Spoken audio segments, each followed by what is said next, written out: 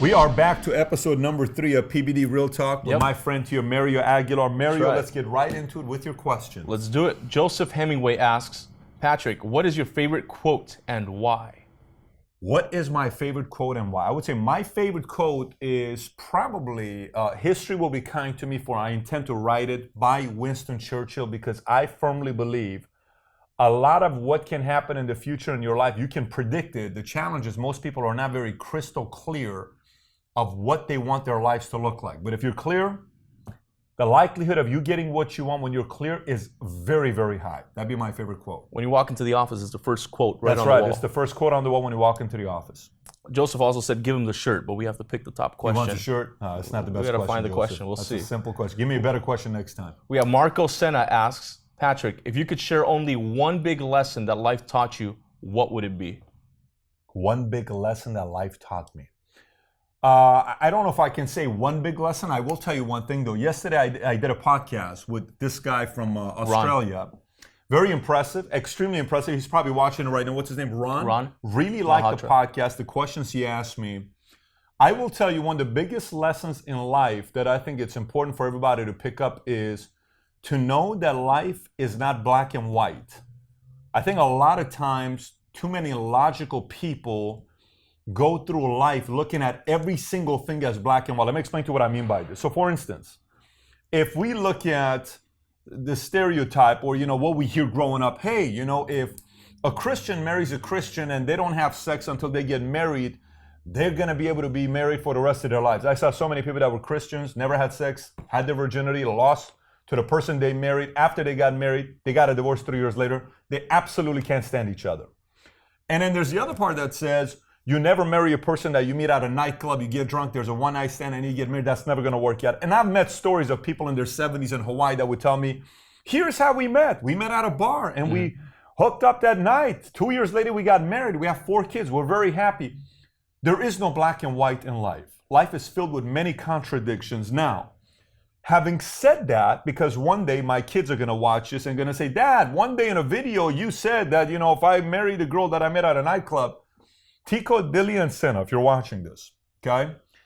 Even though life is not black and white, and life is filled with many contradictions, everything you ever do in your life, you're going to do it based on the highest odds in your favor.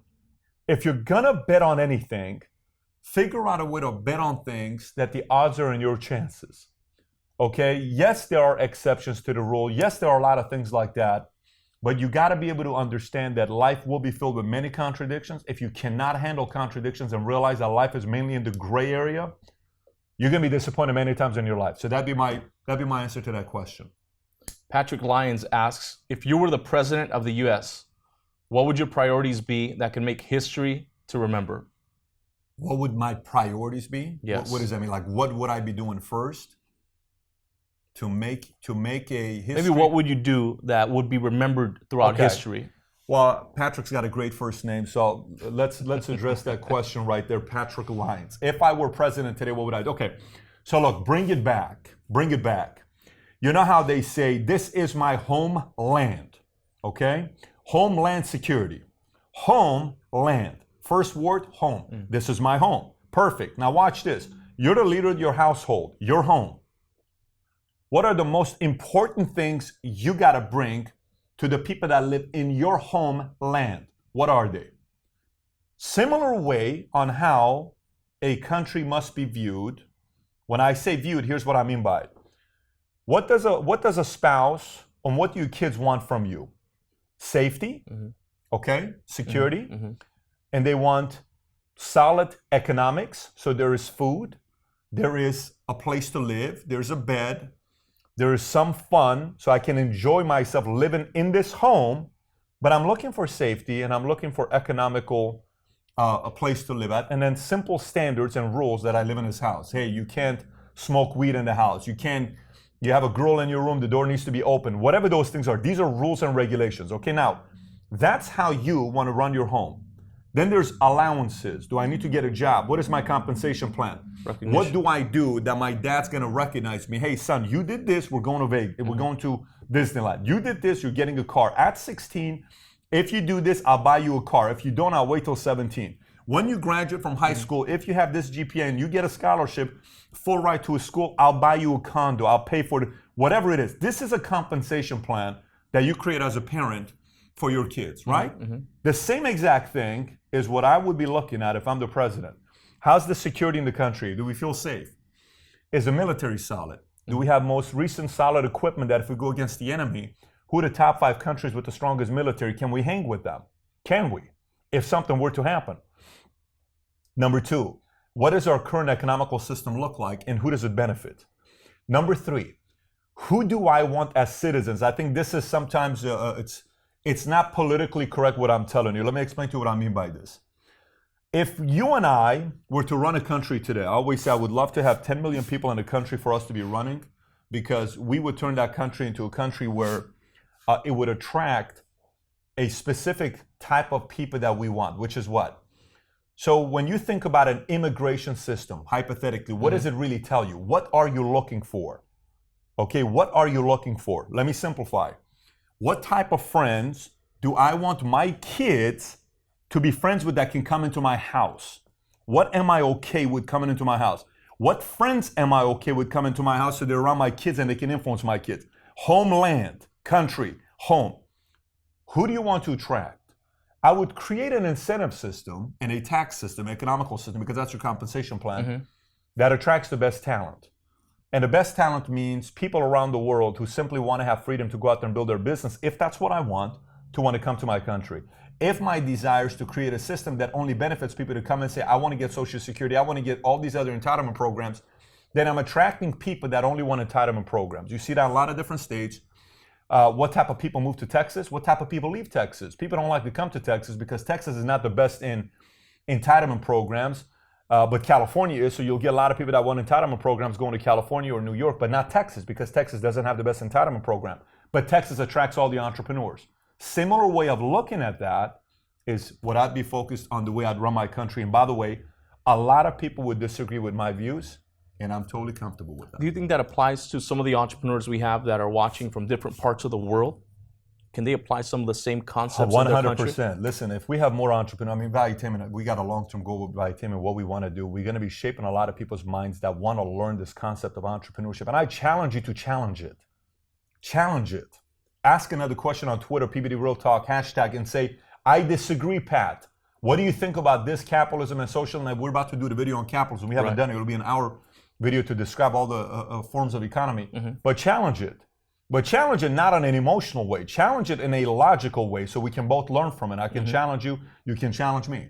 But I think a lot of countries and entrepreneurs need to make a decision to get involved in the political system that it benefits their country's environment, that it helps breed more entrepreneurs, which essentially helps with the economical system, job creation, all this other stuff. So people don't need to leave other countries to come to America. There are a lot of things other countries can do to help them with their system so they don't have to come to America for the opportunity. But that'd be my answer to the question about presidency. We have Amanola Gahraman. Gahraman means champion in Farsi. Nice. Yes. So Amanola Champion asks, Patrick, how do you identify the root cause in any situation that you deal with? Root cause in any situation I deal with. Okay. So I go deep until there's nothing else to do. Okay. For instance, my son smells like weed. Okay. Hypothetically, he's a 16-year-old kid, comes home, he smells like weed. And I'm going to catch it. Mario knows I smell everything. So I'm going to say, not that Mario smokes weed, but I'm going to catch whatever smell that comes in. Okay. So he comes in, I say, hey, babe, any reason why Tico today smelled like marijuana? I don't know, babe. I don't think he did.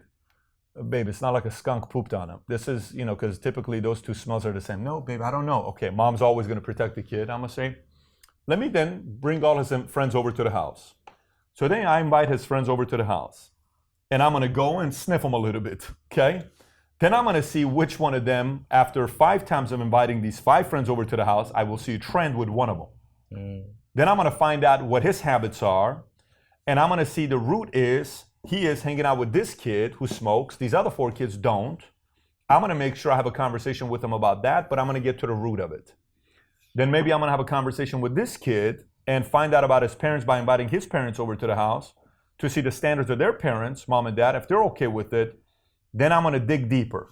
I'm going to go deeper until I have no more answers to the question. Once I know that, I resolved it. If I resolve this, then I can fix this one here, because it always, now same thing goes with business, same thing goes with health, same thing goes with finances. Go as deep as you can with the problem until you can't ever find anything else, then you're probably at the root of it.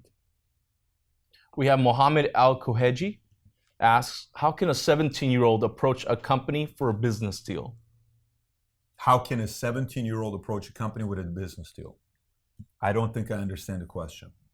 Mohammed, you need to get more clear. That is a general question. I can't help him with that question. I don't know the company. I don't know the product. I don't know the industry. Let's go to the next one. Got it. We have Rohit Chidurala. Okay. And he asks, Indian startups are failing despite copying successful startups in the USA. What can we do to replicate the success? So Rohit, number one, you're assuming Indian startups are failing at a faster rate than startups that are failing in America. I don't have that data to tell you it is true or it is not true. So that is an assumption based on what you're saying. So I don't know it. Now, I think India's population is what, 1.2 billion, 1.1 billion? I don't think it's 1.5 billion because that's China. But I want to say 1.1 to 1.3 billion people, right? So if you have 1.2 billion people, let's check real quick what India's, can you check to see what India's population is? This matters. I'll tell you exactly why this matters on how I'm doing the math here. India's population. Let's see what we got here. 1.252 Perfect. billion. 1.252 billion 2013. So let's just say it's, okay, and China is 1.338 as of Wednesday, April 12th, 2017. 1.338. So can we, is it fair to say US is at 330 million? Now check this out. 1.338 versus 330 million. That's 4x. So if you have 100 startup failures, we have 25. It's the same thing. Your population is 4x ours. You're supposed to have 4 times as many failures as ours, right? So one, who is saying it's a higher failure ratio than US? What is that source? Is it credible? What is it based off of? Comparing US to India. Now, let's just say you're right. It is true. And that is what's happening. Let me tell you what I'd be doing. Here's what I'd be doing. My number one focus would be, if you look at like some of these companies in America, when they were struggling with automotive industry and they were having challenging times, they went and they sent some of their executives and they brought people from Toyota to work for a GM or a Ford or all this other stuff, because Toyota is one of the best case studies in a company that took the company a whole different level, because they're driven based on systems. They have 20-year vision, their standards, they're 59 seconds on how long it takes to find an error in the, you know, what do you call it? When the, what do you call it? Line. Assembly line. I mean, they're just very efficient. So companies went to find out exactly what Toyota is doing right, and they brought it to Ford, GM, and they started duplicating some, and they brought some of that talent over. And they realized the way Americans think is completely different than the way people think in Japan with Toyota, right? Okay. 2 things. One, I am bringing as many entrepreneurs from US to attract them to want to do business in India. Number 2, I am sending as many of my entrepreneurs from India to Silicon Valley and some of the best hubs in startup in America for them to pick up the habits and bring it back to US. And then I'm teaching the concept of entrepreneurship, and I'm investing a lot of money into education about entrepreneurship to make sure the spirit of entrepreneurism is spreading in India extremely fast. Right now, India's got a president that believes in capitalism. And by the way, I don't know if you know or not, India's got 41 different political parties, 40 to 45 different political, 45 different political. I did not know that. That's a lot of different political parties. Wow. Now, obviously, they got still the main core, 2 to 3, but 45 different political parties. The existing president in India loves capitalism. And entrepreneurs are growing over there with capitalism. But that would be my suggestion to you. First, find out if it's an accurate statement. 2, go hang out with the people that know what they're doing and bring them to India. Believe me, that spirit will spread pretty quickly. That whole story about, you remember the story about Monterey? The birds there didn't know how to hunt. So because people who were fishing at Monterey, California, used to be called the Fort Planet, the army base there, or Fort Orr. These birds didn't know how to fish, because these birds didn't know how to fish because the fishermen were going out there and they were fishing, and once they're taking all the stuff out of the fish, all the leftovers would stay there. So these birds, seagulls would come, they would eat that. They didn't have to learn how to hunt anymore. So one day they blocked it off and fishermen couldn't fish anymore. And what they started seeing is all these seagulls were dying. Wow. They were all over the place. All these birds were like, what is going on over here? Then the city went and brought birds from Australia who knew how to hunt, and they brought hundreds of them, and they put them right there. And the seagulls who had forgotten how to hunt, they hung out with hunters, and they realized they know how to hunt. They would go underwater. They picked up a habit. They were field trained by shadowing other birds that knew how to hunt. Nice. Everything got fixed. That's what India needs to do if this is a valid issue taking place in India with startups failing. Got it. Last question. Vince Wang asks, Patrick, if you're starting to have success as an entrepreneur, when can or should you start spending money? Cars, houses, etc. Yeah, so a year after you want to do it. So let's just say you're really tempted to do it now, wait one more year and then do it. It's a very simple rule. If you're very excited about going and getting a nice car right now, wait one more year and then get it. If you're really excited about buying a house right now, wait one more year and then go do it. It's not going to make a difference. But by the way, let me tell you, a nice car, depending on what city you live in New York, a nice car doesn't matter. Why? Because no one drives a nice car in New York because everybody's doing subways is what they're doing. Right now, a nice car in a city that's a city that those things matter. I'm sorry, people judge you based on your car. They judge you based on the clothes you wear. They judge you based on the way you look. We are pretty pretentious. We are pretty, I remember when I first came to Dallas, my personal trainer said Dallas is one of the most vain cities in America. Everybody wants to look good. Everybody wants to do this. There's an idea people get based on the car you drive, the clothes you're wearing, the way you look, the way you carry yourself. Until everybody knows you're successful, all those things matter. But wait 1 year after you really, really want to buy an exotic, nice car or a nice house. Is that the last one we got? Okay, so now let's see what's the best question, man. What do you think was the best question? How about we let you pick this time? I really like the question about the U.S. and what you would do because the way you treat your home can apply to anywhere. So you can implement that everywhere. Now let me ask you: are you picking him because he's got the best name in the world? Is that best first name in the world? Patrick's a pretty cool name. Hey, Patrick, man, I have a good friend named Patrick. So you got to send Mario some love for picking you as the winner.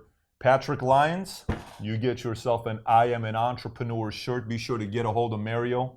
Let us know what color you want. I think his options will be red, green, black, whatever it is. Yep.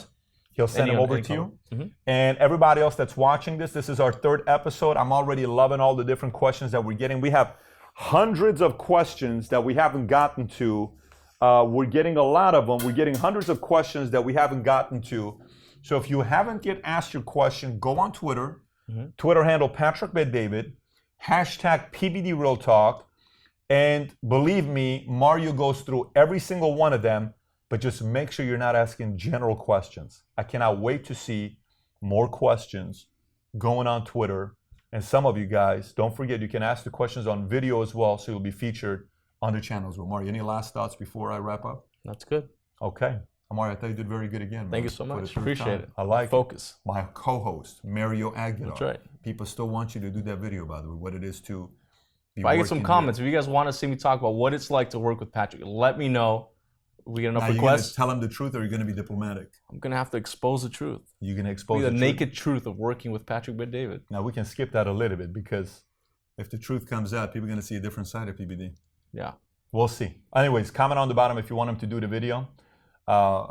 With that being said, go ask your questions on Twitter. Take care, everybody. Bye-bye, bye-bye, bye-bye.